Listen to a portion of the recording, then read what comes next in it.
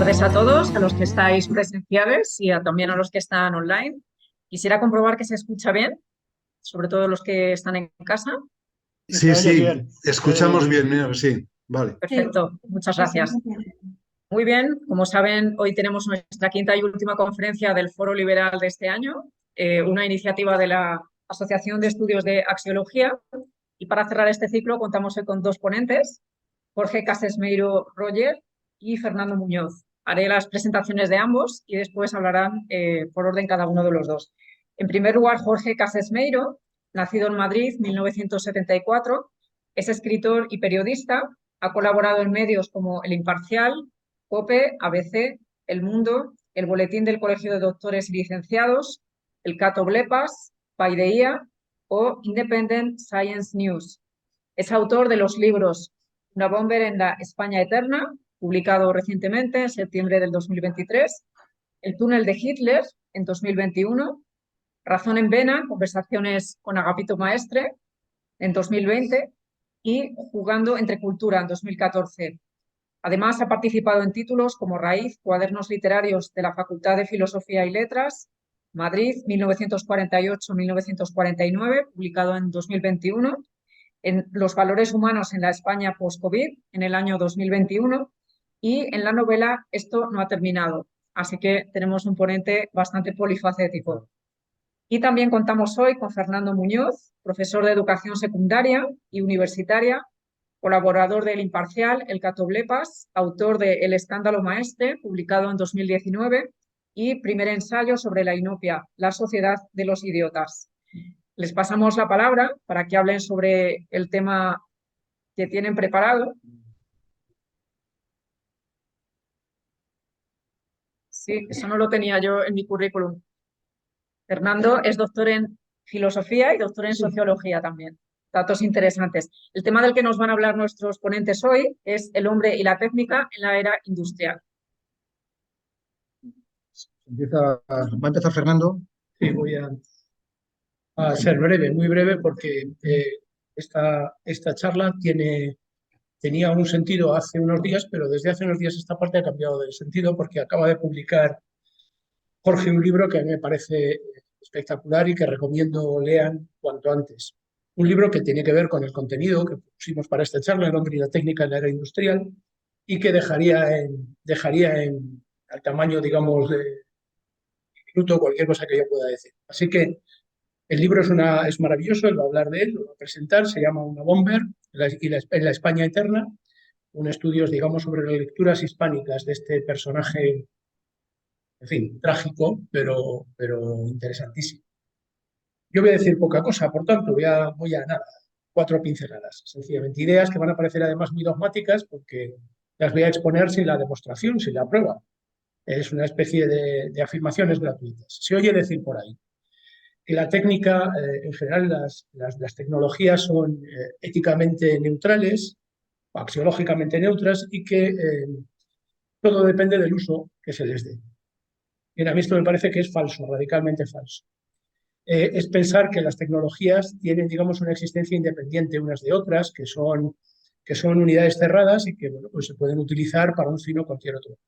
Pero las máquinas, por así decirlo, las máquinas de todo tipo y más desde que se han vuelto inteligentes, están diseñadas según una matriz o según unas coordenadas que las definen su uso, digamos que llevan incorporadas su uso. Su uso no está en nuestra mano, sino que están incorporadas en su diseño. En nuestro caso, esa matriz, esas coordenadas en el seno de las cuales se diseña la tecnología, pues es lo que podemos llamar la sociedad industrial, el sistema industrial. Ninguna maquinaria industrial es inocente, es axiológicamente neutra, sino que sirve a fines que son justamente los de la sociedad industrial. Entonces, habría que retirar ese tópico, ese lugar común. En realidad, esa sociedad industrial es ella misma una gran máquina.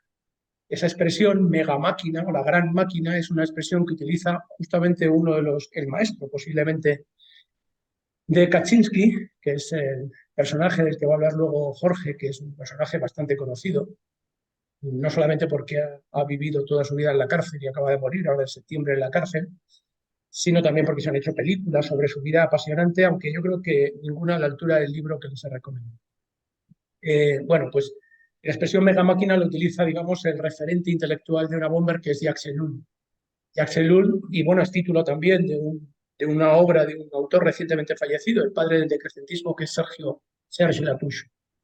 La megamáquina en realidad es la sociedad contemporánea en su conjunto. Es imposible separar el desarrollo de la tecnología del desarrollo del Estado, del mercado moderno, de los sistemas de administración o de gestión de grandes masas de población.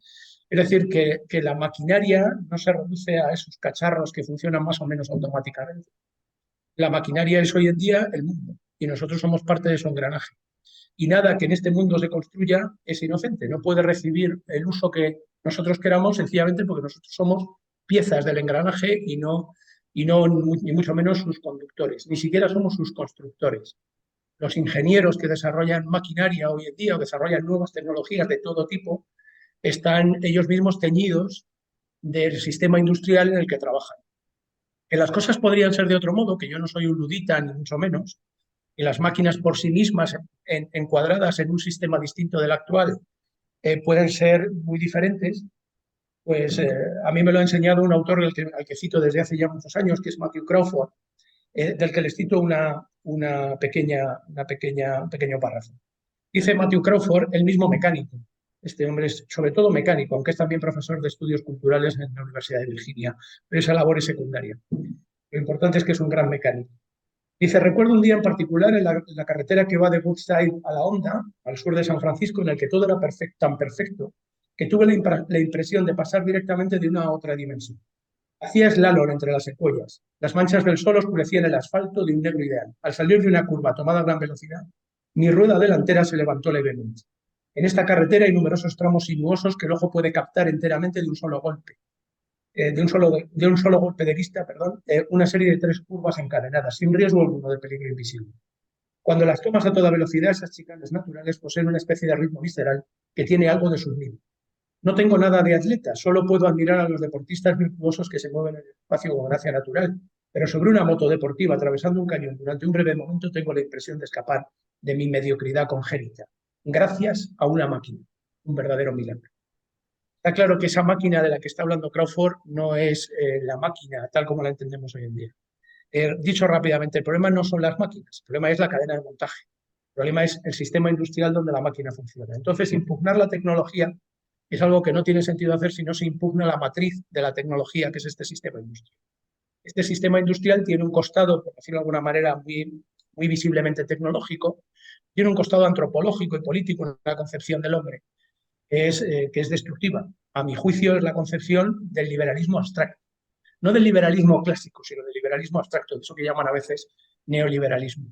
De manera que impugnar la tecnología, yo creo que es la tecnología industrial, la podemos llamar, es un momento de la crítica de la sociedad contemporánea ineludible, pero que no se puede quedar, digamos, meramente en la tecnología. Cito dos referencias bibliográficas y le doy paso rápidamente a Jorge, que tiene mucho más que decir.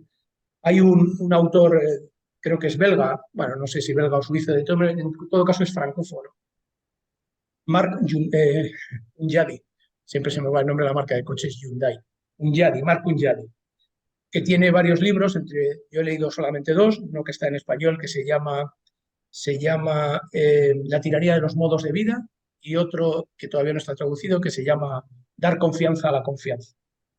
Cualquiera de los dos es una maravilla. En uno de ellos trata de demostrar la relación entre la defensa abstracta de los derechos humanos, el liberalismo moderno y el desarrollo de las nuevas tecnologías. Y trata de sacarnos de la trampa en las que nos meten, digamos, las reflexiones éticas contemporáneas que se mueven siempre a escala individual. Él entiende que la tecnología funciona como un sistema, dicho rápidamente. Entonces, cualquier crítica de la tecnología tiene que atender a los efectos que la tecnología tiene sobre las formas comunes de vida, no sobre la seguridad o la protección de los datos del individuo, sino sobre nuestro modo de vivir. Un ejemplo típico. Compran una máquina de estas que limpia los suelos automáticamente, orientándose pues, mediante la recopilación de datos, y en principio parece algo, por supuesto pasa todas las comisiones éticas porque es segura y no pone en riesgo los datos del usuario, pues ya está, éticamente parece no haber ningún problema. Lo que pide Unyadi es que no se separe esa máquina del sistema entero en el que está integrada. Habría que pensar si una tecnología, no una, sino un conjunto de tecnologías que nos liberan de las labores domésticas y nos devuelven cada mañana, digamos, al mundo intacto, no afecta a lo que venimos llamando ser humano y a nuestro modo de vida. Y si es deseable la transformación que en su conjunto supone. Por supuesto que una rumba por sí sola no cambia el mundo, pero es que nunca van solas las tecnologías, van incluidas en este gran sistema del mundo que es el sistema industrial o el mundo contemporáneo, que yo creo que es el sistema al que Theodor Kaczynski trató de oponerse de la manera más violenta, más radical y más criminal que quepa imaginar, que es matando tecnólogos. Y con esto le paso la palabra a Jorge, que tiene mucho más que decir. Sí, sí, si la pones en pantalla.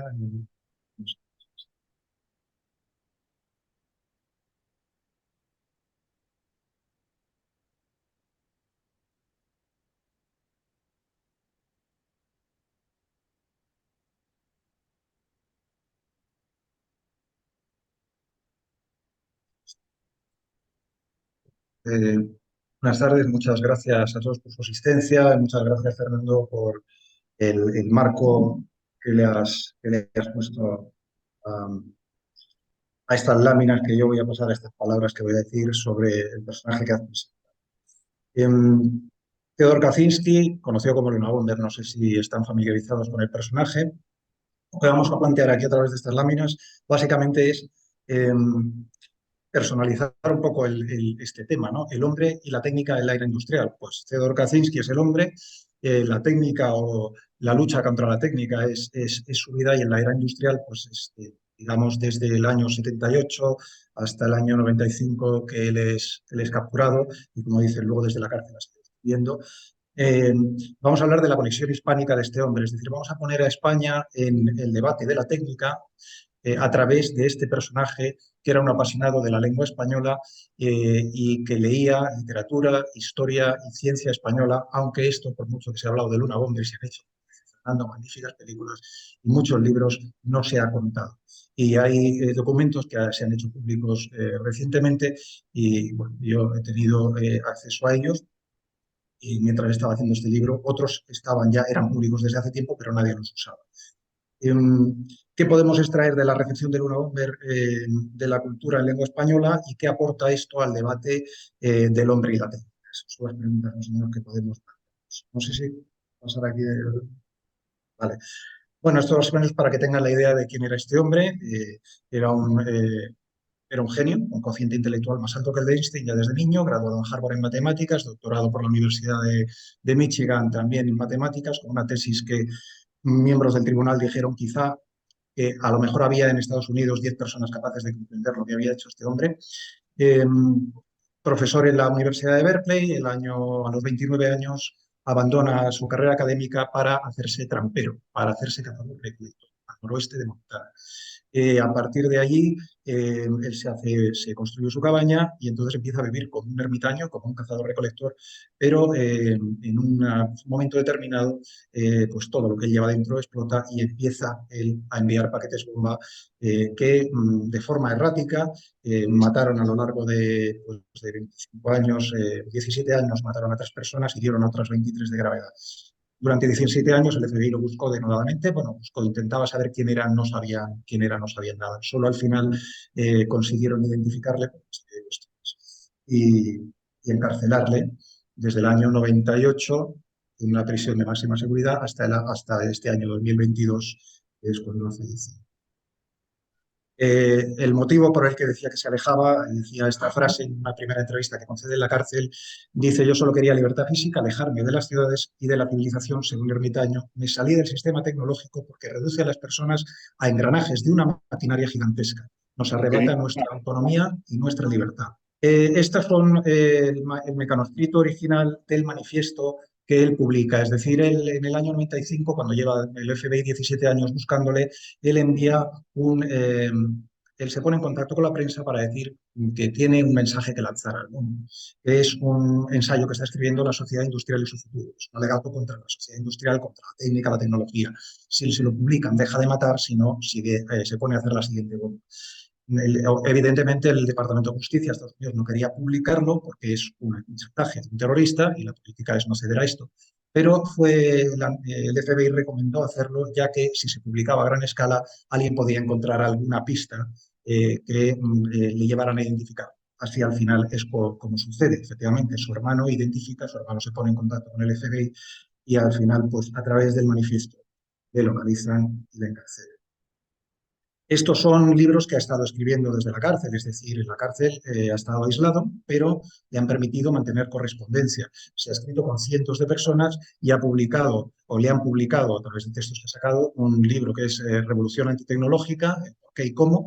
Y Esclavitud Tecnológica, que es un libro de conversaciones con un profesor de la Universidad de Michigan, alma mater de Kaczynski, que se carteó con él durante bastantes años y entonces reunió escritos suyos. O sea, que, digamos, él ha siguió pensando y abundando en todo esto, incluso la revolución antitecnológica, sin abogar abiertamente por la violencia, porque si no, él mismo decía que no le dejaría. Estas son varias películas que se han hecho sobre él. Curiosamente, el año pasado también un profesor asociado a la Universidad de Cambridge publicó en una revista de estudios políticos el primer, digamos, el primer artículo académico sobre las influencias de Theodor Kaczynski. Es decir, los papeles de Kaczynski están mayormente archivados en un archivo de la Universidad de Michigan, disponible para investigadores, pero no digitalizados. Entonces, en este archivo se van almacenando las cartas, que ha tenido varios, y hay copias de muchos documentos del FBI. Este profesor Sean Fleming, joven profesor asociado a la Universidad de Cambridge, esto es el primero que ha apuntado en estos materiales y entonces encontró que había básicamente tres influencias fundamentales, dice, según el manuscrito original, en las notas a pie de página, dice, y he encontrado tres influencias muy importantes, fundamentales, en el manifiesto Una Bomba. La primera es La Sociedad Tecnológica de Jacques Ellul, un libro, La Edad de la Técnica, libro del año 54, que en Estados Unidos se publica en el año 64, y que tiene la primera traducción, es quizá seguramente del francés, la primera fue la española, que se hizo aquí en el año 60, pero Kaczynski coge la americana del 64. Bueno, Jacques Ellul, ya ha hablado algo Fernando de Jacques Ellul, es el gran meditador de la técnica del siglo XX, sin duda alguna. Por cierto, respetaba bastante a Ortega y citaba bien la rebelión de las masas. Luego está Desmond Morris, El Zoo Humano, es un libro que también se ha publicado en España y fue muy popular, El Zoo Humano de Desmond Morris. Y luego otro libro de un psicólogo norteamericano que seguramente es uno de los psicólogos cognitivos más importantes de finales del siglo XX, que es Martin Seligman. Esta es La indefensión aprendida. Entonces, pues, de estos tres libros, el manifiesto, dice, de Ellul sobre todo, es el proceso de la autonomía de la técnica y los problemas de la técnica, como ha explicado Fernando. Del zoo humano es la idea de cómo la sociedad moderna, la sociedad industrial, reduce a los hombres a una especie de animales domésticos en las ciudades que se van neurotizando, quieras o no. Y de la indefensión aprendida de Seligman, también la idea de que al final el hombre se va sintiendo cada vez más indefenso frente a al gran aparato industrial o al gran aparato tecnológico. Pero nos decía Sean Fleming que Kaczynski, aparte de estas fuentes, también leía muchas otras cuestiones. Dice Kaczynski se apoyaba muchísimo en lecturas sobre la historia de la revolución y el cambio social. Y en sus notas privadas encontramos muchas referencias a libros sobre la independencia o los procesos de independencia de Argentina, la Revolución Mexicana, los procesos revolucionarios de Hispanoamérica, como la obra y la figura de Simón Bolívar, y muchos libros también sobre la conquista española de América. Entonces, estas ediciones que ven en pantalla son las ediciones que él manejaba. Estaban en su cabaña, podemos pasar ya a la siguiente, en su cabaña, que estas son fotos del archivo del FBI. Él decía, para que vean en la entrevista que le hicieron en el año 99, decía, efectivamente yo hice un esfuerzo consciente por leer cosas relevantes sobre temas sociales, concretamente el problema tecnológico. Mi preocupación era comprender cómo cambian las sociedades. Y con ese propósito leí antropología, historia, un poco de psicología, sociología, pero sobre todo antropología e historia. Entonces, ¿y qué libros leía? En su cabaña encontraron, el FBI cuando hace inventario de todo, encuentra 257 libros. Es una cabaña muy pequeñita, de una sola estancia. Entre esos 257 libros, 40 eran de tema y autor hispano. Y la mayoría escritos y editados en España o en México o en Argentina. Es decir, libros españoles y escritos en español. Él intentó recuperar sus pertenencias en la cárcel, haciendo una solicitud al juzgado por motivos jurídicos diciendo: una vez mi caso está cerrado, yo tengo derecho a recuperar mis pertenencias. Pero el juez ordenó la venta de todo su inventario, que se subastara. El FBI, que lo atesoraba, que lo subastara. Al hacer el inventario hay una lista de los libros. Parte del inventario son los libros. Esta es la primera página del inventario de los libros. Y como ven, yo he señalado ya, aquí hay varios títulos ya españoles. Entonces, ¿pero qué títulos tenía? Esta es una fotografía del FBI donde se muestran, bueno, es una fotografía de la estantería. Esas almohadillas que ven arriba eran las que él ataba a la culata del rifle, porque él vivía de lo que cazaba mayoritariamente. En esta misma fotografía ya hay 14 libros hispanos. 14. ¿Qué libros son esos? Pues estos son unos pocos. Pero yo les digo básicamente, tenía La historia de la civilización española de Emilio González López, publicado en una editorial norteamericana, es una editorial de las American Publishing Company, es un gran historiador, Emilio González López. El idioma español en sus primeros tiempos, de Ramón Menéndez Pidal, editado por Espasa-Calpe. Ese libro estaba en esa foto que les he enseñado.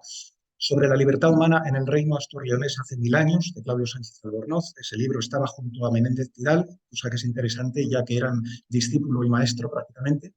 En inglés tenía La conquista del Perú, de William H. Prescott, un gran historiador de Harvard del siglo XIX. Pero también La crónica del Perú, de Pedro Cieza de León, editado por Espasa-Calpe. El mundo del Maya tenía la conquista de la breve historia de la conquista de Nueva España de Bernaldino del Castillo, en una edición de Penguin. Tenía la conquista de México, tenía un libro sobre el Marroco en el Antiguo México, lo que quiere decir Nueva España. Tenía libros sobre Zapata y la Revolución Mexicana, muchos Méxicos, en fin. Argentina, Sociedad de Masas. Esto era en una estantería. Vemos que esta es una imagen general de la cabaña, donde hay otra estantería con libros, otra balda. Ven, aquí hay una pieza de cuero. Si avanzamos y nos acercamos, veremos que hay unas flechas de la ballesta que él utilizaba también para cazar. Y aquí hay 12 libros hispánicos en esta sola. Estos son los libros que había básicamente. Tenía cuentos de Blasco Ibáñez, una antología de cuento hispanoamericano, cuentos de Horacio Quiroga, cuentos del norte argentino de Juan Carlos Dávalos, tenía el Pepita Jiménez de Juan Valera, tenía de Manuel Díaz Rodríguez, un escritor venezolano también, de Jorge Ibargüengoitia, mexicano, Los Relámpagos de Agosto, una antología de cuentos españoles. De Ángel Ganivet tenía dos títulos muy importantes, tenía Las cartas finlandesas y Tres del Norte, y El ideario español y El porvenir de España. Ya también un libro sobre México y un libro también muy importante de un orteguiano de México, que es El perfil del hombre y la cultura en México. Como vemos, este hombre, aparte de ser matemático, terrorista, etcétera, era un hombre de una cultura inmensa y, desde luego, esto indica que la cultura española e hispánica le interesaba mucho. Y, desde luego, conocía el español muy bien.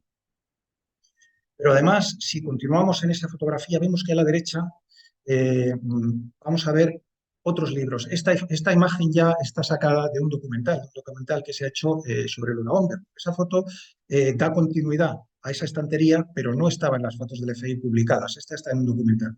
Y vemos que aquí tiene varios libros, concretamente tiene dos, tiene tres hispánicos, que son estos tres. La psicología de la vida urbana, de José Luis Pinillos, La rebelión de las masas, con una introducción de Julián Marías, y una antología de 1984 de Orwell, que son hecha por Sacalpe con la UNED. Estas son las ediciones que él tenía. En Internet todos los autores dan por sentado que tenía la novela de Orwell 1984. No es esa la novela que tenía en la cabaña, es esta antología de autores españoles sobre la novela de Orwell. Entonces, lo que nos da esto es un marco bastante general. Aquí tengo digamos, una taxonomía de toda esta biblioteca hispánica que tenía ahí. Y evidentemente es bastante impresionante. Es un gran lector de español, es decir, tenían gramáticas de la lengua española, etcétera. Le interesa la historia de España, le interesa la América española, le interesa Hispanoamérica, le interesa la meditación de la técnica y la literatura del XIX y cómo cambia la España del siglo XIX. En fin, es realmente una colección hispánica en toda regla y lo podríamos encontrar en casa de cualquier catedral. Pero vamos a centrarnos simplemente, por ir un poco más rápido, en estas, es decir, ¿cómo casa esto en el pensamiento tecnológico?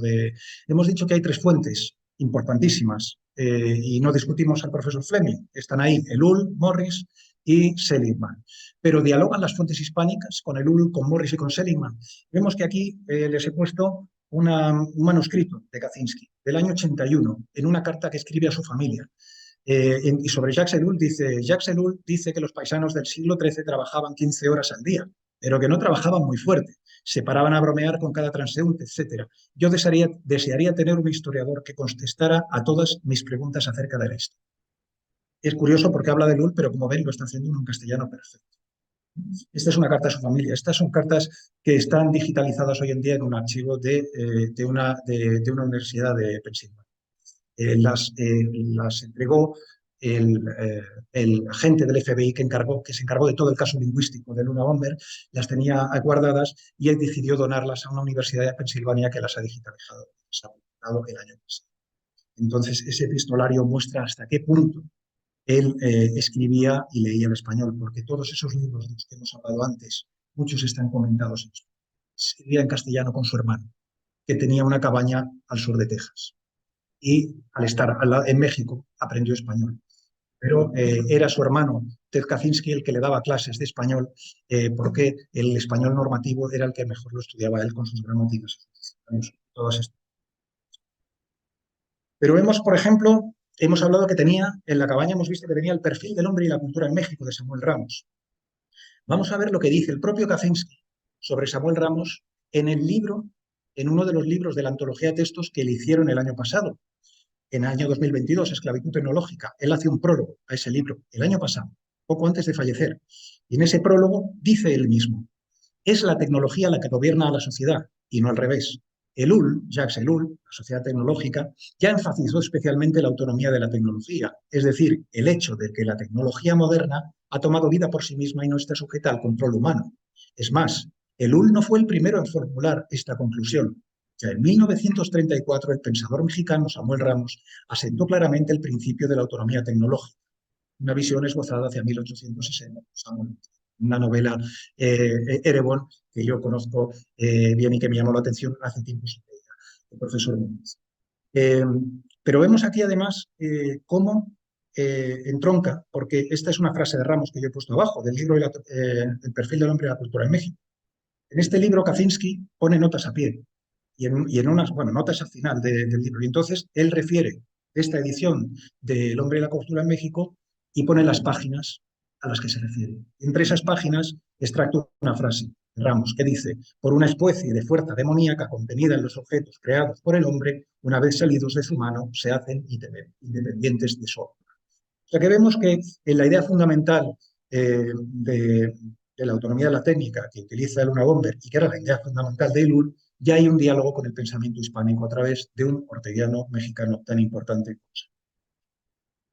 Pero si nos vamos a la influencia de Desmond Morris en el zoo humano, veremos que también aquí hay una conexión hispánica muy importante. Quizá el autor que ha reaccionado contra la técnica, contra la industria, contra la tecnología, el pensador hispánico que lo ha hecho con más vehemencia fue Ángel Ganivet.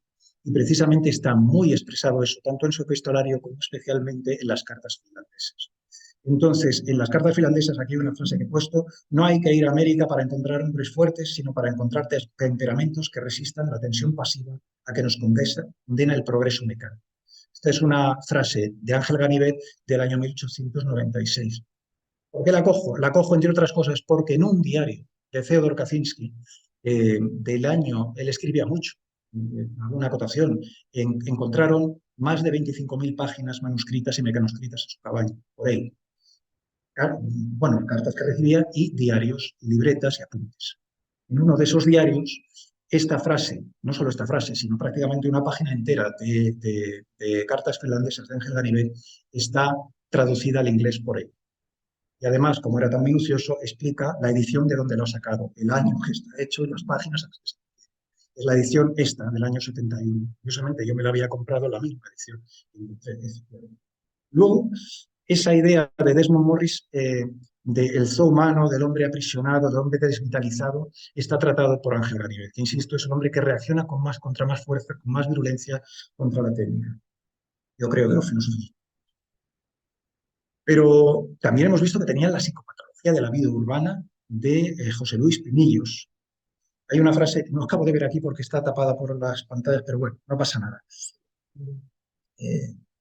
Se puede mover un poquito, ya está. Dice, Pinillos, en ese libro hay muchas cosas, porque entre otras hay que decir que el FBI, cuando ya identifica a este hombre y hace acopio de todos sus materiales, pone a trabajar al departamento lingüístico del FBI como una auténtica maquinaria industrial, y hacen un estudio de todos los libros y todos los documentos de Kaczynski. Y entre otras cosas hay un documento enorme que hace un análisis de todos los libros que tenía y que página por página van diciendo las anotaciones que hacía, los subrayados que hacía, etc.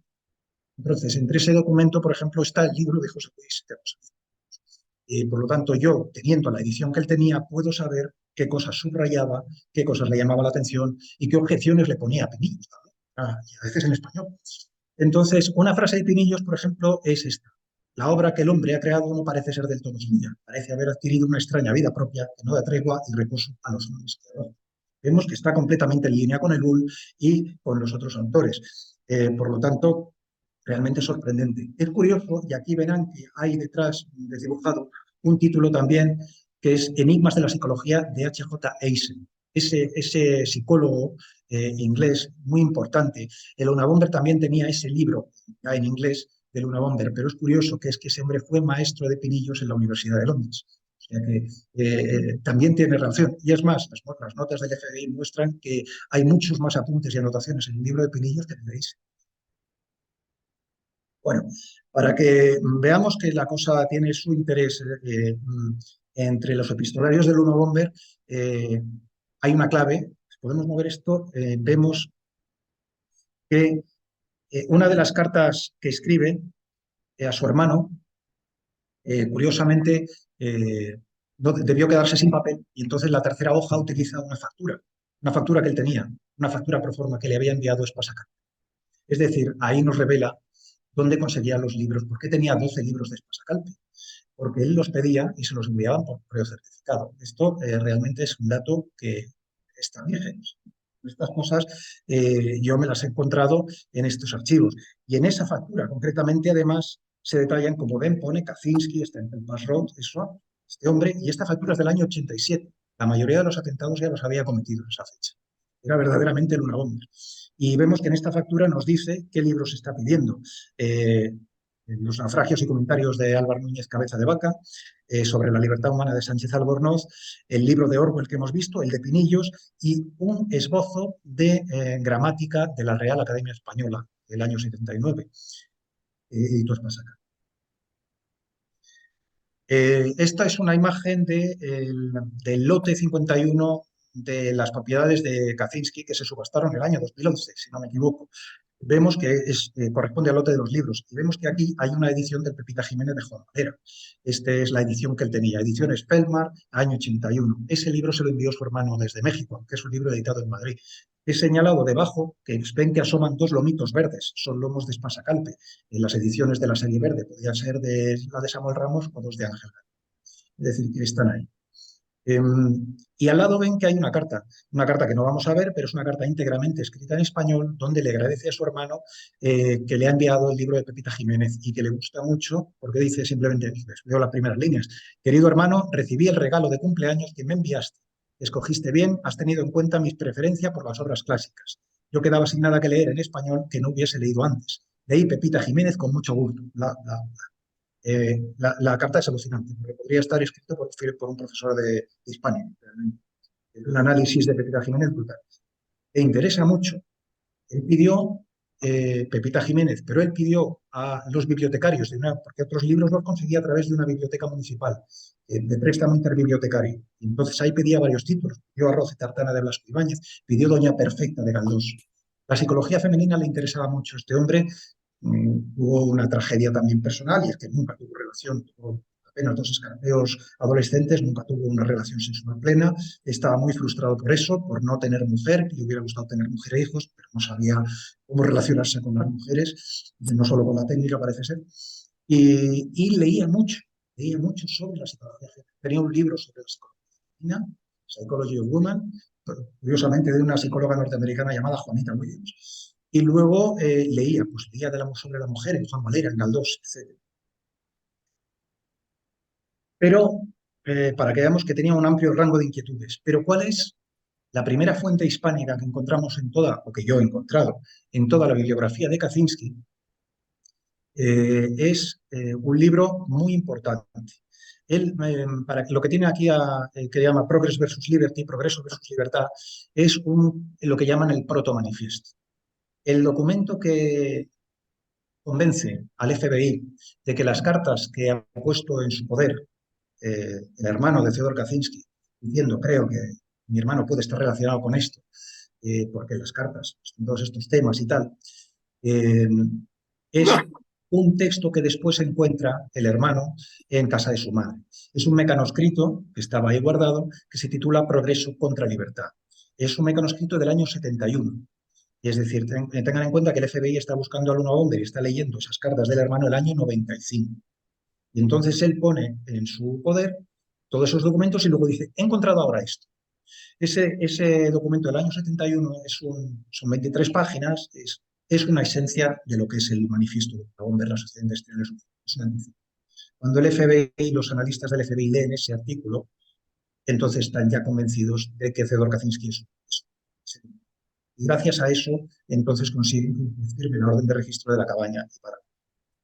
Ese mecanoscrito es importante para la cultura hispánica y para la meditación de la técnica, porque ahí Luna Bomber cita un libro muy importante, que es El control físico de la mente. Es una edición que se hizo en Estados Unidos primero, firmada por un fisiólogo, un neurofisiólogo español, pionero digamos, de los implantes cerebrales y de la conexión eléctrica del cerebro y tal, que es José Manuel Rodríguez Delgado.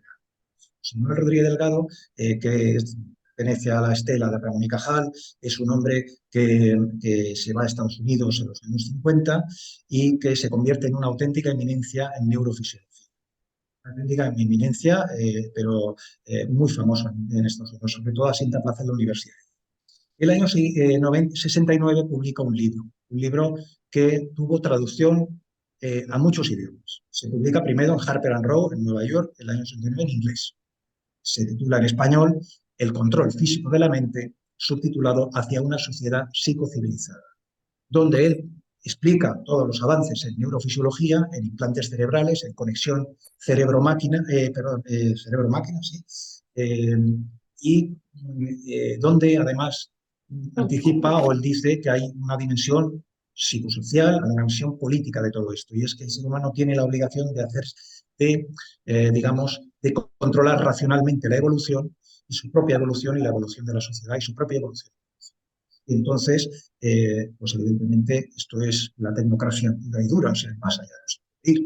Ese libro, el Luna Bomber lo debió conocer. No sé si lo leyó, pero desde luego lo debió conocer. Porque en el manifiesto dice que uno de los desarrollos técnicos que el más le preocupan de cara al futuro es el control físico directo de las emociones vía electrodos o quimitrodos, que es el control químico de la mente también, insertados en el cerebro. Y dice, ver el libro de José M.R. Delgado, Physical Control of the Mind. Entonces, esta es ya una conexión muy temprana con la cultura hispánica y muy importante. ¿Por qué además nos interesa mucho? Bueno, el libro de José Manuel Rodríguez Delgado después volvió a España en los años 70 y desarrolló aquí, siguió continuando todas sus actividades. Muy importante, pero filosóficamente pues, podemos debatir sus planteamientos. Es interesante porque, fíjense, voy a mover otra vez esto, si nieves. Yo he puesto aquí dos frases para que vean la sinergia que hay entre el pensamiento de Delgado, como entusiasta de esto, y los miedos que Kaczynski tenía entonces. Entonces estamos hablando de que tenía 30 años y acababa de irse al mundo. José Manuel Rodríguez Delgado propone el año 69, dice, debemos aceptar la realidad de que el control de la conducta ha sido practicado en distinto grado desde tiempos inmemoriales, es ampliamente usado en el presente y será expandido en el futuro. Es decir, esto va a más. Kaczynski, 2 años después, ha leído o ha sabido de este libro, pues a lo mejor alguna recepción crítica que hubo, o directamente lo leyó en alguna biblioteca, y dice, en ese protomanifiesto escribe literalmente, el poder de la sociedad para controlar a las personas físicas se ha expandido recientemente con mucha rapidez y es esperable que en un futuro próximo se expanda más rápidamente todavía. Vemos que hay una convergencia brutal entre estos dos pensamientos. Pero lo que he puesto aquí en este círculo es un fragmento del manifiesto, es el final de uno de los párrafos del manifiesto, donde Kaczynski, en línea con este pensamiento que ya venía rondándole obsesivamente, dice, el sistema se verá forzado a controlar el comportamiento humano por todos los medios a su alcance. Dice el sistema, se refiere a la sociedad industrial, el futuro. A medida que la sociedad se vaya tecnificando más y más y más, la sociedad, el sistema propio y la técnica tendrá que controlar al hombre como un designio inevitable. Por lo tanto, vemos que esto no son, digamos, ideas sueltas, sino que están entroncadas bastante bien en el pensamiento de Kaczynski, que como ya decía Fernando, y hemos visto en su bibliografía, la crítica a la técnica de Kaczynski no es una crítica original suya, sino que él hizo ese libro, ese manifiesto, para divulgar la crítica a la técnica ya presente en Occidente desde hace mucho.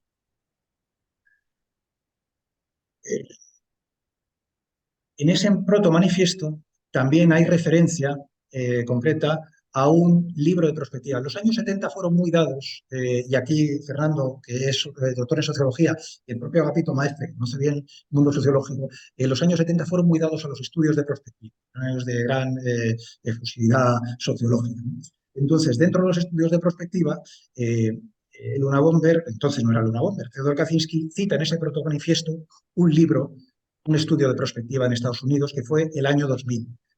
Por Hermann y Wiener, fue prologado por Daniel Bell. Es un estudio de perspectiva importante que llevó el Instituto Hudson, que es un instituto importante, ¿no? Entonces, este Instituto Hudson, vamos a mover esto. Ya mira, ya me he aprendido. El Instituto Hudson, una de las cosas uno de los apartados es controles sociales. Y en el año 67 ya decía que los controles sociales que habrá que la sociedad establecerá, dice, sigue siendo posible que el término de este proceso técnico, industrial, que el término de este proceso choque con lo que hoy consideramos como libertad o dignidad, o incluso con nuestro concepto de lo que es humano. Es decir, que los tecnócratas y los tecnólogos de entonces ya decían, cuidado, porque todo esto, como decía y anticipaba muy bien el profesor Muñoz, estas máquinas no son fuertes, sino que unidas o en esa mega máquina, y no solo la tecnología, sino que la técnica refiere la propia burocracia, la propia psicometría, toda herramienta que, digamos, pues forma parte de la técnica, pues nos lleva a este proceso, nos hace plantearnos esto. Pero es que por aquella época, muy cerca de aquí, en el Valle de los Caídos, que había un centro de estudios sociales muy importante, y tenían una colección de estudios de moral y ética, se hizo un estudio de perspectiva también, la sociedad del año 2000. En ese estudio de perspectiva participaron José Luis Pinillos. Y José Luis Pinillos, en su apartado de psicología, viene a decir lo mismo que este libro de Wiener y Kahn. Dice, una importante labor política le aguarda a la sociedad técnica del porvenir, una labor que permita conjugar el orden con la libertad. Que ahí hay un pensamiento más moderado que intenta buscar la vía media, pero que ya está diciendo, cuidado que la libertad está en entredicho. Estamos ya en el año 2023 y vemos que estas cosas no son baladísimas. Realmente muchas de estas preocupaciones pues son hoy nuestras también. Bueno, vamos a saltar a la actualidad. ¿Y qué tenemos aquí? Bueno, he puesto esto porque no veo aquí debajo, bueno, sí, me gustaría ver el faldón porque es interesante. Es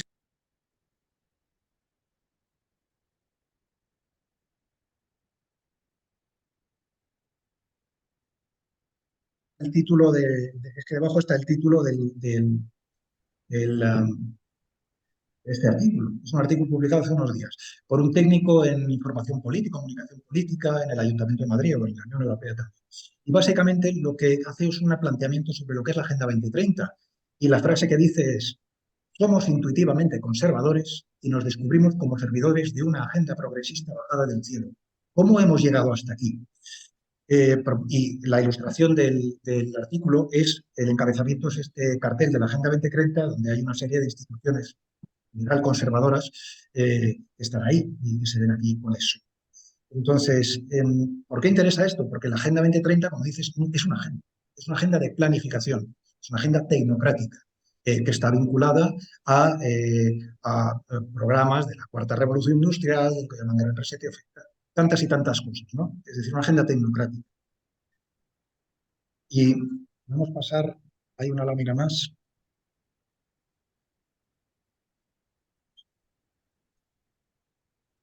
Se ha quedado congelado, pero bueno, lo que quería presentar a continuación es la respuesta que ofrece aquí.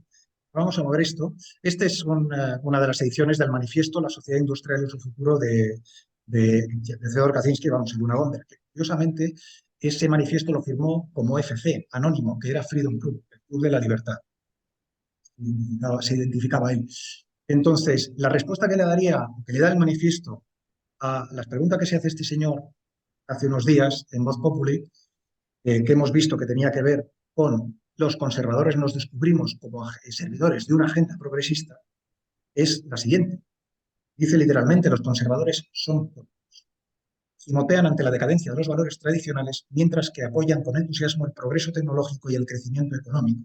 Parecen no darse cuenta de que no puedes realizar cambios rápidos y drásticos en la tecnología y la economía de una sociedad sin causar al mismo tiempo bruscas transformaciones en todas las otras áreas de la sociedad, y que la rapidez de esos cambios quiebra inevitablemente los valores tradicionales. Bueno, sin duda es algo discutido y discutible, pero ahí hay una respuesta. La respuesta es, señor, es que si usted apoya el progreso tecnológico y tal, usted va a tener un impacto claro en la moral, en la ética, en los modos de vida. Por tanto, si usted quiere frenar eso, pues lo que tiene que frenar es lo que usted no quiere frenar, que es la industria y el crecimiento económico. Por lo tanto, podemos vivir muy razonablemente, pero claro, eso tiene. Entonces, este es un debate profundo que la sociedad muchas veces no quiere abordar y que ha encuadrado perfectamente el doctor Muñoz. Y es lo que hemos encontrado. Por terminar, porque no sé si ya me estoy excediendo del tiempo, seguramente sí. Hemos dicho que uno de los libros que tenía la cabaña Kaczynski era sobre la libertad humana en el reino esturmionés hace 1000 años, una edición de Espasa-Calpe. Recomiendo ese ensayo encarecidamente. Es fundamental para conocer bien profundamente la historia de España y sobre todo ese apartado que Sánchez Albornoz era un maestro, que era el medievo, muchas veces olvidado, y muy interesante porque es la premodernidad y nos aclara muchas cosas. Entonces, Sánchez Albornoz debate a Unabomber. Le dice, Sánchez Albornoz dice, bueno, no le debates, es el Unabomber que tiene que debatirle a él. Él dice, no, mira, la libertad humana o la libertad es el motor que mueve las decisiones del mundo. O sea, Sánchez Albornoz consideraba que era la libertad la que mueve el motor de la historia, la libertad humana. Por eso titula ese libro sobre la libertad humana. Pero aquí abajo, y de nuevo no lo podemos ver, yo he adosado una frase de Kaczynski, del manifiesto, donde dice, bueno, señor Sánchez Albornoz, la tecnología es una fuerza social mucho más potente que el ansia de libertad. Y por lo tanto, bueno, quiere decir que hay un debate, es decir, que los libros que tenía en la cabaña a veces se le encontraba sinergias y a veces choque directo, pero que dialogan, estos materiales dialogan. Y por terminar ya, he querido traer también el capítulo 1 de su libro La Revolución Antitecnológica, un libro del año 2010, si no me equivoco. También está la conexión hispánica. En la revolución tecnológica, el capítulo primero se titula directamente el control. La sociedad nunca puede ser sujeta al control racional humano. Es decir, hay un desafío a la tecnocracia. Kaczynski explicaba que una de sus desesperaciones durante su tiempo en la cabaña en Montana y el tiempo en el que él atentaba y que escribió el manifiesto era que estaba absolutamente convencido de que realmente la tecnología iba a triunfar, la naturaleza salvaje iba a ser exterminada y la libertad del hombre se iba también a ver eliminada por este desarrollo tecnológico. Yo creo que en la cárcel, fíjate, donde estaba más encerrado por el sistema, sin embargo, fue moderando este pesimismo y llegó a considerar que realmente a veces hay imponderables. Las incertidumbres hacen que los planes a veces no se puedan cumplir. Y para demostrarnos eso, el primer acápite de ese capítulo 1 de su manual antitecnológico es una cita de Diego Hurtado de Mendoza, gran diplomático y poeta del siglo de oro español. Y esa es la copia en español. Y nos dice así: a donde un bien se concierta, hay un mal que lo desvía. Pues el bien viene y no acierta, y el mal acierta y no acierta. Digamos leerlo al revés, si quieren, a donde un mal se concierta, entonces lo que sea. Pero ¿qué nos está diciendo? Está utilizando, además, fíjense, un matemático, un técnico, está utilizando el lenguaje poético, y que además luego en una nota a pie de página la traduce al inglés y dice: esto es una redondilla, la he sacado de este libro y en inglés se traduciría así, y la traduce bastante. Por lo tanto, esta es otra cuestión importante también, que si existe la incertidumbre, si existen cosas más allá de la mera razón que el hombre debe atender, o a lo mejor que van a descabalgar cualquier tipo de planes. No digo nada más que simplemente mostrar lo que fue la tesis doctoral de Theodor Kaczynski. Esta es una foto de cuando era estudiante de Harvard. La tesis doctoral la hizo unos años después en la Universidad de Michigan. Y su tesis fue en un ámbito de las matemáticas que se llama funciones de frontera. De análisis matemático, blindado con la topología, etc. Bueno, ¿por qué traigo esto? Porque las fronteras yo creo que es donde se juega mucho este partido, conceptualmente, epistemológicamente, socialmente, la frontera. Y creo que, bueno, yo lo que he tratado de mostrar aquí también son cuestiones que a lo mejor han pasado una frontera de estar ocultas ahora a estar, digamos, explícitas, publicadas en un libro, y pretender abrir un debate ya no solo el pensamiento de Luna Bomber, sino volviendo a las primeras preguntas que nos hacíamos, ¿no? ¿Qué sentido tiene todo esto bueno, qué sentido primero tiene en la cultura española, la recepción española de la cultura española? ¿Qué hace este hombre en Estados Unidos? Y luego, ¿qué nos dice sobre el debate de la técnica? Y vemos que no tenemos solo que manejar el manifiesto de Luna Bomber, sus ideas o sus atentados, sino que podemos hacer como él y dialogar con José Luis Pinillos, con Ortega y Gasset, con Sánchez Albornoz, y recuperar la gran tradición del pensamiento hispánico para realmente hacer una meditación de la técnica y, si queremos, una crítica a la tecnología. El que quiera hacer una apología, pues, pero que hay materiales en nuestra propia tradición y en nuestra propia cultura muy ricos para abordar este asunto. Y esto es lo que tenía que compartir. Disculpen si me